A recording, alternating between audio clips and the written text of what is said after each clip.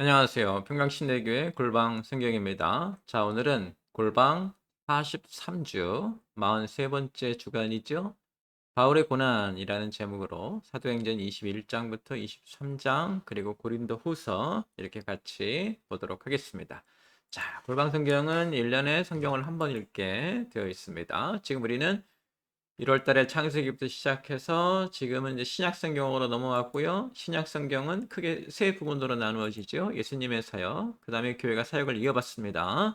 그리고 예수님과 교회를 통해서 우리가 신약 성경에서 가르쳤던 가르치 부분, 이렇게 세 묶음으로 나누어지고, 지금 우리는 이제 교회의 사역을 하고 있는데요. 교회의 사역도 7주로 나누어져서 첫째 주에 교회가 시작하는 장면, 사도행전 1장 8절 행일팔 비전에 따라 교회가 시작이 되고, 그리고 행일팔 비전에 보면은 성령이 임하시면 권능을 받고 예루살렘과 유대와 사마리아 온 땅, 그래서 그 순서대로 가고 있죠. 그래서 이제 1차 땅끝 전도, 2차 땅끝 전도, 3차 땅끝 전도 했고, 이제 바울이 3차 땅끝 전도를 마치고 예루살렘으로 돌아오면서 예루살렘으로 가는 길, 마치 예수님처럼 고난의 길이 됩니다.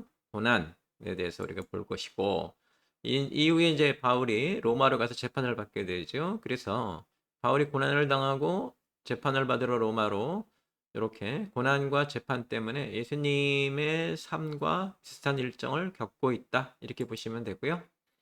그리고 이제 바울이 로마의 감옥에서 자기 제자들에게 목회사신을 보낸 것, 이렇게 7주간에 걸쳐서 우리가 교회 사역을 보고 있습니다. 오늘은 바울이 고난을 받는 부분인데요. 자, 시간으로는 58년경이에요. 그러니까 3차 전도 여행을 마치고 바울이 이제 예루살렘으로 가고자 해서 예루살렘에 도착을 하죠. 그래서 예루살렘에서 일어난 일들인데요. 예루살렘에서 유대인들에 의해서 체포당하고 죽을 뻔했는데, 이제 로마 시민이기 때문에 재판을 받게 돼서 이런 일들이 거기 일어나는 거죠. 동시에 이제 우리가 고린도 후서를 같이 읽을 거예요. 바울의 고난 부분을 보면서 바울이 겪은 고난을, 교회 안에서 겪은 고난도 보기 때문에 고린도 후서는 약 56년에 쓰여지지 않았나, 이제 우리가 이렇게 보고 있고, 당시에 이제 교회의 환경을 우리가 볼 수 있습니다. 자, 공간적 배경으로 보면은 일단 사도 바울이 예루살렘으로 가고자 했기 때문에 예루살렘.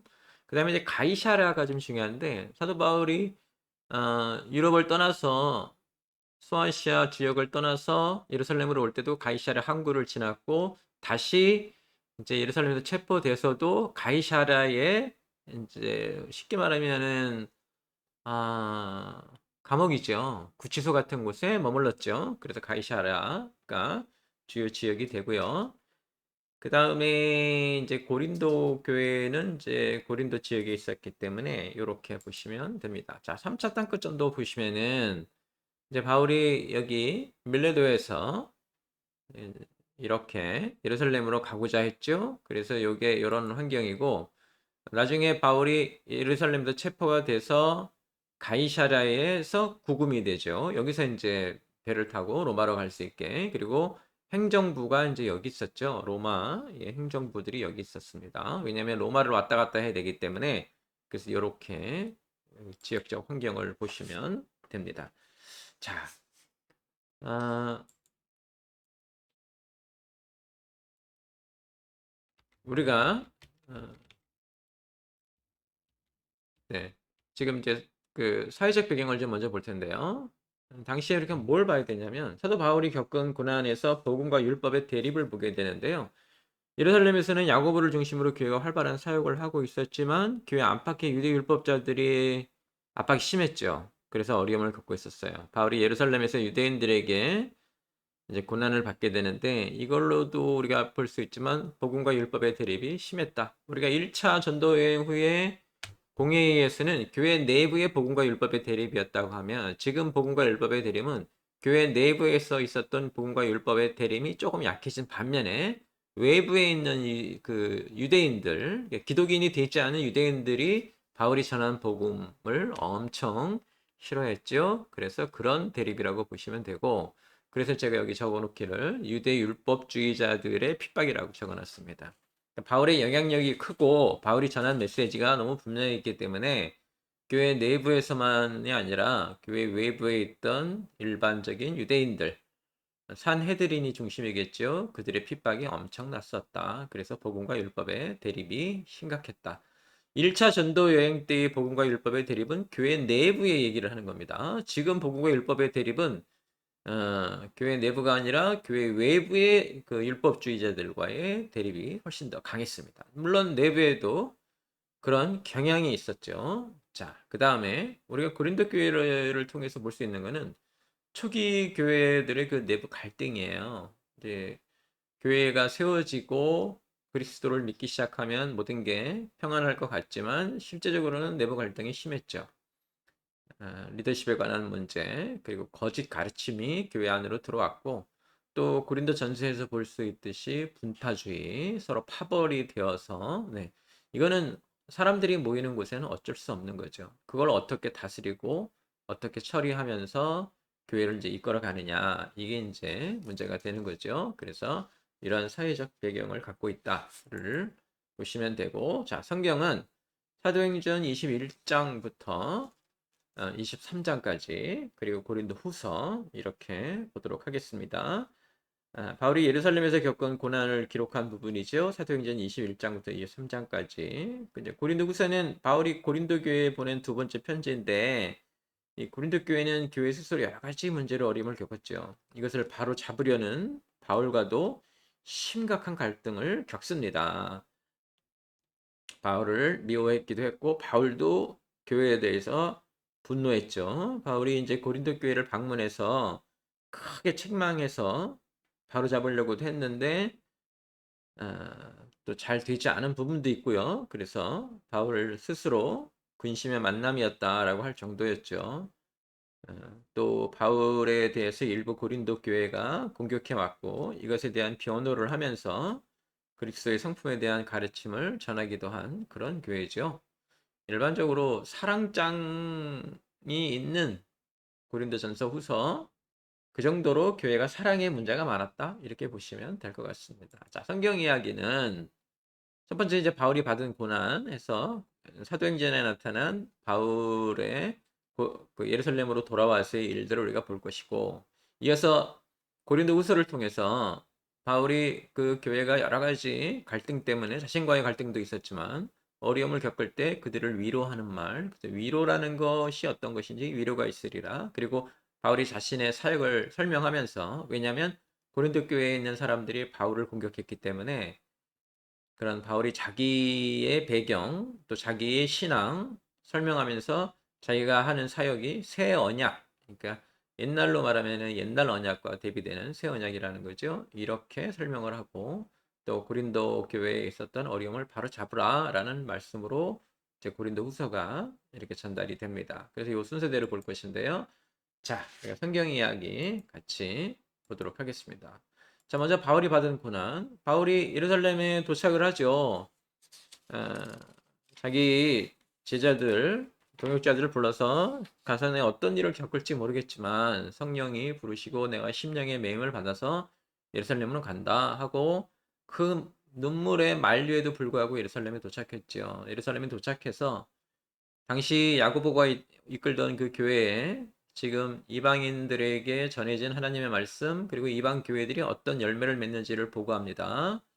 교회에 그런 보고를 했고 교회로서는 바울이 전한 그런 복음이 성장하는 그리고 교회가 성장하는 소식을 듣고 환영했죠. 근데 동시에 또 걱정이 없을 수가 없었죠. 왜냐하면 교회 외부에 있는 유대인들이 바울을 어떻게든 죽이겠다라고 위협을 하고 있었기 때문에 또 교회 내부에도 물론 이제 그런 율법주의적인 기독인들이 있었고요.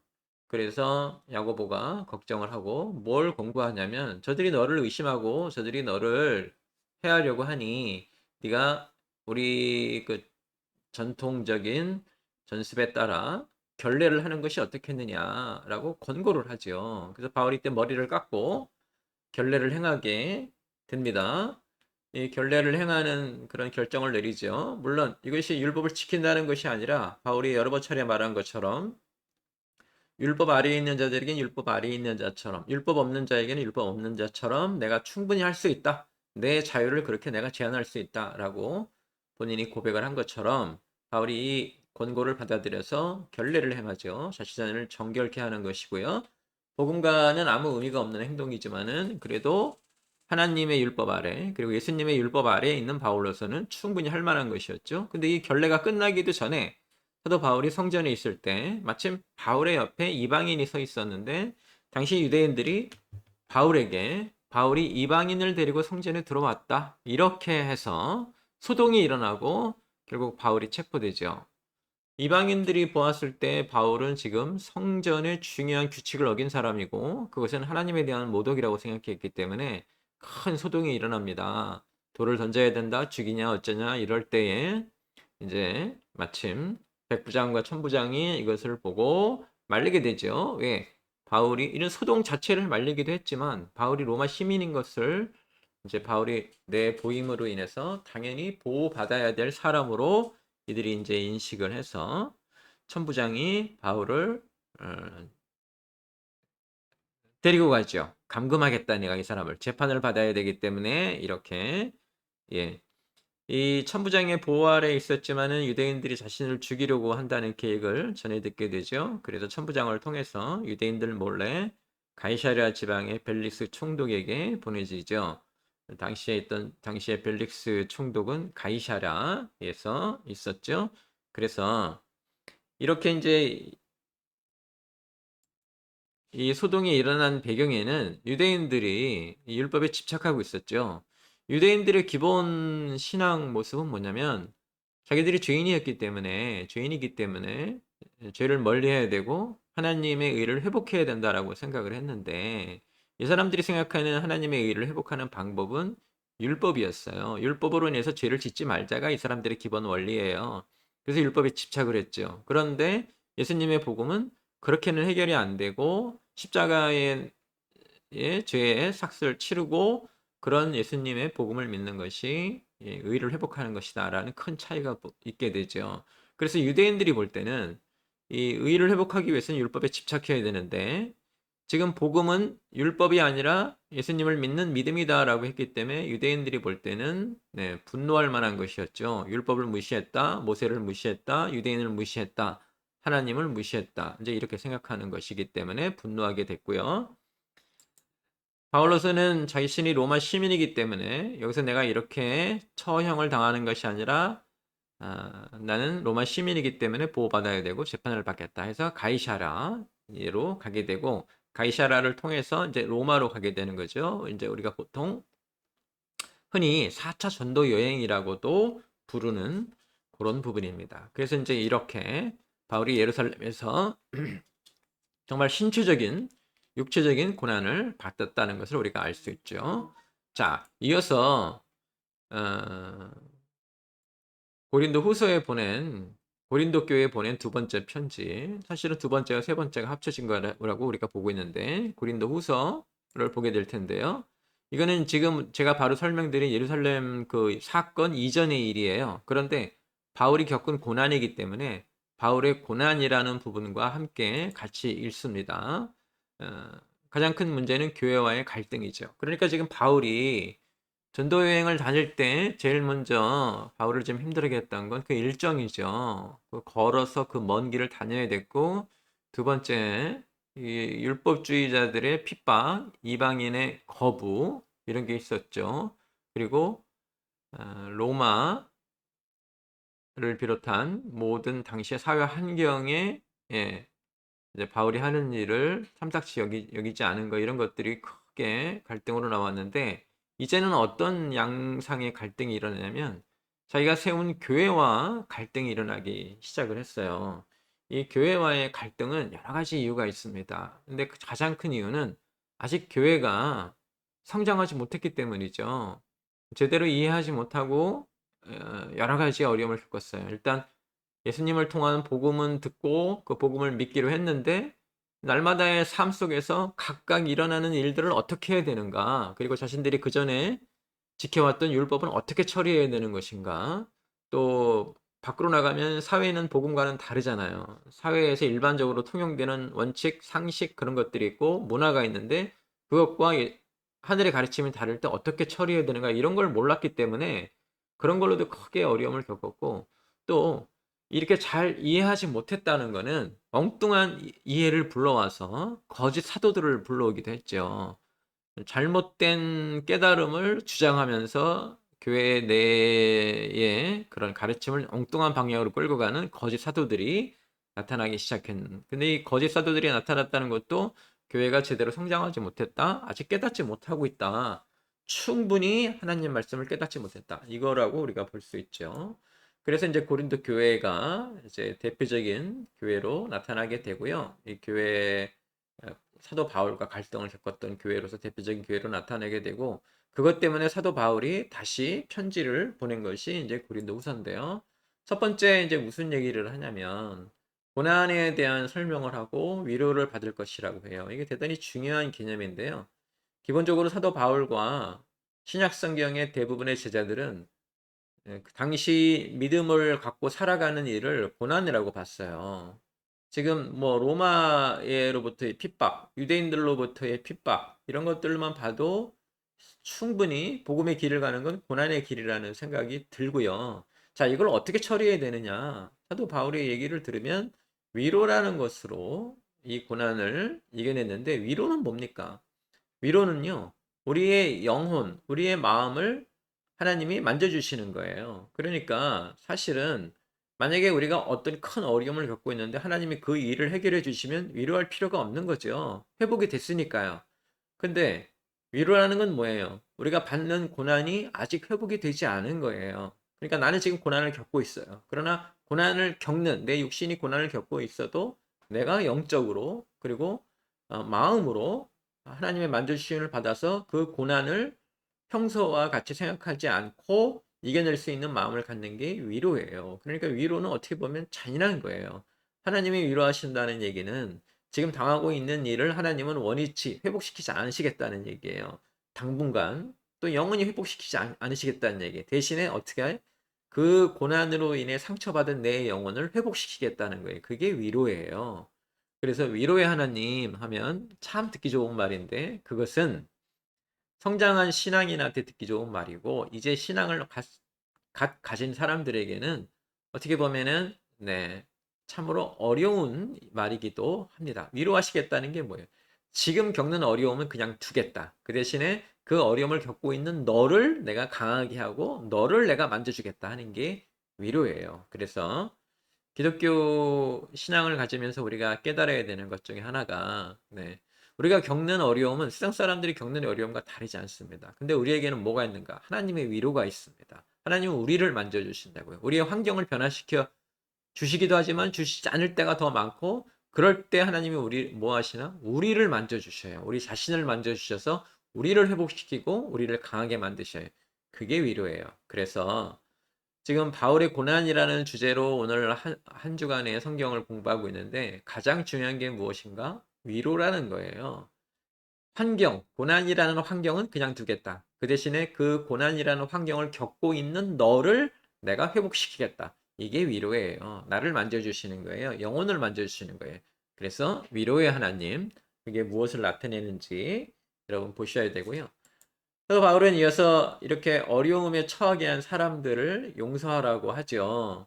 그리고 그래서 우리가 그리스도의 향기를 발해야 되고 그것이 우리 신앙이 가지고 있는 순전함이다라는 표현으로 이런 모든 일을 이겨내야 한다라는 가르침을 우리에게 주고 있습니다.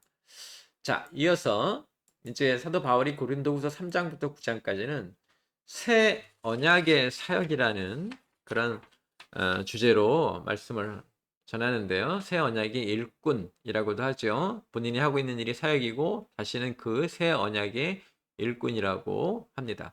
이게 사도 바울에 대한 공격, 그것을 듣고 사도 바울이 자신을 변호하는 말. 왜 변호하게 됐냐?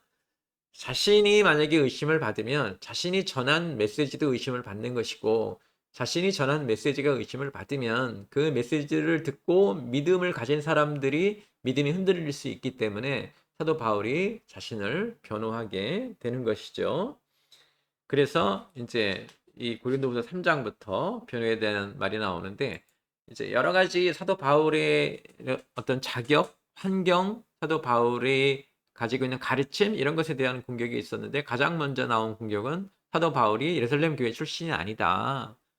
이 말이었죠. 추천서가 없다는 말이었는데 추천서는 뭐냐면 당시에 이제 사도들이나 예루살렘에서 파견된 설교자들은 이제 전 세계 각지를 돌아다니면서 하나님 말씀을 전했는데 그들이 도착할 때마다 이 사람이 예루살렘에서 왔는지 교회가 보낸 사람인지 알 수가 없잖아요. 그러니까 주로 추천서를 갖고 다녔어요. 그래서 보통 추천서를 내 보이고 내가 예루살렘에서 온 이제 선생이다 하고 말씀을 전하거나 가르침을 주거나 했는데 사도 바울은 그쪽 출신이 아니기 때문에 이런 추천서가 없었죠. 그래서 사람들이 봐라. 사도 바울은 추천서가 없는 사람이다. 저 사람의 말을 믿을 수가 있느냐라고 공격을 했고 이거에 대해서 사도 바울은 너희가 나의 추천서다. 내가 어디 예루살렘 교회나 어디에서 특별한 종이 쪽지를 받아와야 되느냐. 너희가 내가 사역하는 것을 보았고 내가 가르치는 것을 들었고 하나님 역사하시는 것을 보았으니 너희가 하늘이 써준 나의 추천서다라는 말을 하게 되죠. 목회자로서는 굉장히 강력한 말이고요. 존경할 만한 말이죠. 네. 어느 뭐 학교 졸업장이거나 어느 학위거나 이런 게 아니라 내가 양육한 사람들이 내가 그 사역자로서 온전한 자격을 갖춘 사람이라는 것을 잘 보여준다 하는 말이 너희가 나의 추천서라는 말이에요. 교인들이 이런 모습으로 살아야 되고요. 교회도 이런 모습이 되어야 되고 목회자도 이렇게 되려고 노력해야 되겠죠. 교인들이 목회자의 추천서. 그죠? 네. 목회가 잘했느냐 못했느냐는 교인들이 어떤 모습을 살고 있느냐, 어떻게 성장했느냐 여기에 드러난다. 이렇게 보시면 됩니다. 그 다음에 이제 새 언약의 영성을 설명해 주는데요. 율법과의 비교죠. 모세를 통해서 받은 옛날 언약은 이 수건으로 얼굴을 덮은 것 같이 희미하지만은 지금 자신이 예수님을 통해서 받은 새 언약 그것은 하나님의 영광을 직접 보게 되는 귀중한 것이다 해서 율법과 복음을 비교하는 말씀을 여기서 전달해 주고요. 그리고 이제 예수님을 설명하면서 우리 같은 질그릇 안에 내가 보잘것없는 사람이다. 그런데 우리 같은 질그릇 안에 이런 보잘것없는 사람 안에 예수 그리스도를 모셨으니 질그릇 안에 보배를 갖고 있는 것 같으니 우리가 귀하지 않겠는가 이런 말이죠. 그러니까 우리 인간은 모두 질그릇같이 보잘것없고 깨지기 쉽고 형편없지만 그러나 그 안에 예수 그리스도를 모심으로 그러니까 보배를 들고 있는 그릇이기 때문에 우리도 귀한 것이 되는 것이죠. 그래서 귀중한 질그릇같이 허접한 우리 안에 있는 그런 귀중한 분.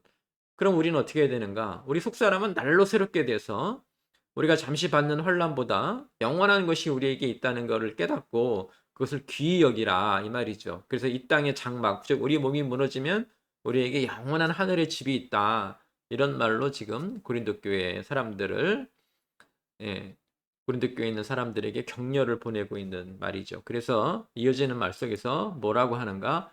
거룩한 삶을 살아야 되는 것이죠. 왜? 우리 질그릇 안에 그런 귀한 예수님, 보배로운 예수님을 모시고 있기 때문에 우리가 거룩한 삶을 살아야 된다. 그래서 이제 그런 비신자, 그러니까 믿음이 없는 사람들에게 섞이지 말고 부정한 것에 섞이지 말고 구별하고 분별되어서 그분의 자녀가 되는 삶을 살아야 된다라는 말을 하고 또한 그런 삶은 이웃 사랑으로도 전달이 돼야 되기 때문에 가난한 자를 돕는 그런 삶을 살라. 헌금에 최선을 다해서 그것으로 가난한 자를 돕게 되고 이때 이제 헌금에 대한 원리가 나오죠. 주신 대로 출애굽의 만나의 예를 들어서 많이 거둔 자도 남지 않냐고 적게 거둔 자도 모자라지 아니한다. 그래서 이제 헌금을 통해서 가난한 자들을 도와서 그 예전에 출애굽의 만나가 남지 않고 많이 가져가면 오히려 사라지는 이제 이런 것으로 예를 들어서 재물을 어떻게 처리해야 되는지 내게 남는 잉여의 재물이 부족한 가난한 사람들에게 왜 전달이 돼야 되는지 어떤 이름으로 헌금이라는 이름으로 이제 이렇게 설명이 되는 것이죠. 이것이 이제 사도 바울이 우리에게 가르쳐 준 것이고요. 이어서 무슨 가르침을 주냐면 이 바로 잡으라는 말씀을 주시는데요. 고린도후서 10장부터 13장까지입니다. 이제 많은 사람들이 아까 첫 번째 주제로 돌아가서 헌금에 대한 가르침 이후에 다시 이제 고린도 교회 사람들 중에 바울을 의심하는 사람들, 그런 사람들 때문에 바울이 이제 무슨 말을 하냐면, 너희가 나의 자격을 자꾸 의심하고 나를 공격하고 나를 연약한 사람으로 내가 나의 생김의 모습이라든가 나의 그런 그 태도라든가 말하는 것 때문에 공격을 하는데, 내가 이 사람들이 보기엔 어리석어 보이지만 자기 자랑을 좀 하려고 한다. 그러니까 자기 자랑한다는 자체가 자신이 생각할 때도 어리석고 사람들이 볼 때도 이상해 보이지만, 내가 왜 그러느냐? 나의 자격을 보이려고 내가 자기 자랑을 좀 하려고 한다. 이제 이렇게 하면서 사도 바울이 자기 자랑을 하게 되죠. 자기의 배경에 대해서 얘기하는데, 너희는 이제 외모만 보고 있고 편지로 말하는 자가 함께 있는 자라는 걸 좀 알게 될 것이다. 그래서 자신이 하나님의 열심으로 교회를 위해서 열심히 하고 있고 큰 사도들보다 부족한 것이 조금도 없다고 하죠. 또한 스스로 평가하기를 말은 잘 못하지만 지식에는 그렇지 않으니까, 그리고 또 교인들을 높이려고 자신을 낮춘 것이니까 나를 그렇게 의심할 필요가 없다. 자신의 참모습을 스스로 말하니까 마치 자랑하는 것 같이 어리석은 짓이라고 하면서도 자신을 음해하는 사람들에 대해서 대항하려고, 자신이 어떤 교육을 받고 어떤 사람이고 어떤 모습이고, 네, 사람들 중에 내가 하는 말, 나의 태도 때문에 나를 깔보는 사람 있지만 내가 일부러 그런 것이고, 이제 이런 여러 가지 변호를 하게 되는 것이죠. 자, 그러면서 동시에 그 사람들을 거짓 사도라고 부르는데요. 이 거짓 사도들은 복음을 왜곡해서 가르치는 사람들이에요. 교회 안에 있는데 교회의 가르침을 가르치지 않는 자들.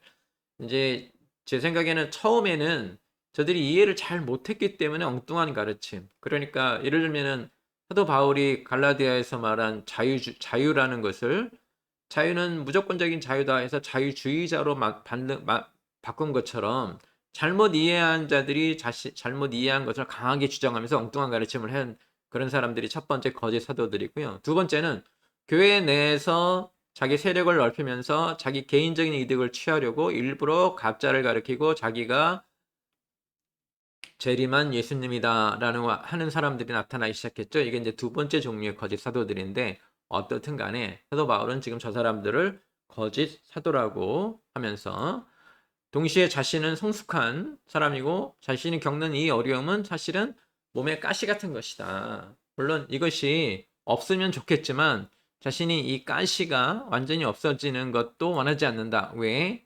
이 가시를 통해서 자기가 어떻게 돼요? 겸손해지고, 겸손해지면서 그리스도의 향기를 발할 수 있기 때문에 이렇게 표현을 하죠. 그래서 우리가 사도 바울의 이 태도를 좀 배워야 합니다. 우리 몸에 부족한 것, 네, 그것으로 인해서 내가 겸손해지고요. 그런 겸손해짐을 통하여서 그리스도의 도움을 받고 그리스도의 향기를 바라는 사람들이 되는 것이죠. 사도 바울이 이때 표현하는 말 중에 약할 때 강함 대신에라는 말을 표현하는데요. 우리가 찬양으로도 많이 부르는 거죠. 약할 때 강함 대신하는 건 뭐냐면, 몸과 가시로 설명하면 이렇습니다. 나의 몸에 가시가 있어서 그것이 나의 약한 부분이죠. 근데 그 약한 부분 때문에 내가 하나님을 의지하게 되고, 하나님을 의지하기 때문에 이 가시가 약한 부분이 오히려 하나님이 도우시는 부분이 돼서 약한 것이 강한 것이 된다 하는 생각을 가지고 있는 거예요. 대단하죠? 우리가 살아가면서 나에게 부족한 것, 그 부족한 것 때문에 내가 하나님께 의지하고 하나님께 기도하게 되고, 그 기도를 통해서 하나님이 역사하시기 때문에 오히려 나의 부족함이 하늘의 강함을 얻게 되는 강한 요소가 된다. 이런 말이죠. 이제 우리가 이런 그 물통으로 많이 설명을 하는데요. 이렇게 조각조각 붙여서 만든 물통에 제일 낮은 부분이 있죠. 나머지가 아무리 높이가 높아도 제일 낮은 부분, 여기서 이제 물이 새기 시작하기 때문에 이 제일 낮은 부분, 가시 같은 이 부분이 사실은 물통에 물을 담을 수 있는 높이를 결정해 주는 것인데요. 그래서 이걸 약점이라고 하죠. 이 약점은 전체 모든 강점을 다 없애버릴 정도 그런 모습들입니다. 근데 만약에 하나님은 우리를 도우시면 이 가장 낮은 이 부분에 하나님이 이렇게 덧대 주셔서 오히려 무리를 더 높이 받을 수 있죠. 그래서 약할 때 강함 대신에 라는 표현을 우리가 쓰고, 이 찬양을 부를 때도 여러분이 그런 의미로 내가 약하니까 그 약한 부분에서 하나님이 역사하시게 되고 그래서 강한 부분이 된다. 이렇게 보시면 됩니다. 사도 바울이 이 가르침을 마치고 고린도 교회에 아주 강력하게 내가 다시 갈 수도 있다. 그러니 너희가 바로 잡으라. 이런 일들이 다시는 없게 내가 가서 다시 싸우기 시작하면 고린도 교회에 폐해를 끼치게 되는 것이고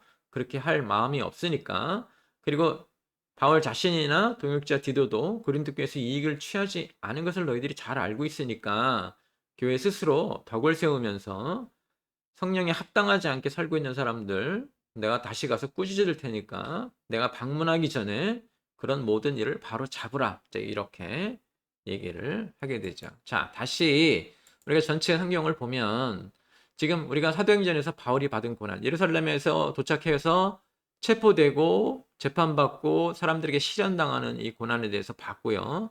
동시에 고린도 후서를 통해서 바울이 고린도 교회와 겪은 어려움에 대해서 얘기할 건데 고린도 교회에 겪은 어려움에 앞서서 사도 바울이 이런 고난을 바라보는 신앙의 모습이 무엇이다? 위로라는 말이죠. 하나님이 이 고난을 어떻게 하지는 않으실 거지만 고난을 받고 있는 나를 강하게 만드신다. 그게 위로예요.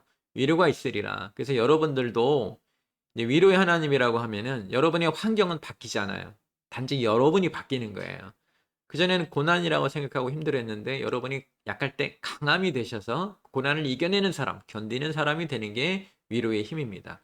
그리고 사도 바울이 자신을 공격한 사람들에게 지금 너희가 하는 말은 옛 언약이고 이제 새 언약의 사역을 해야 되고 새 언약의 사역을 하기 위해서는 우리가 우리 질그릇 같은 우리 보잘것없는 질그릇 같은 우리 안에 보배로운 예수님을 모심으로 강해져야 된다라는 말 하고요.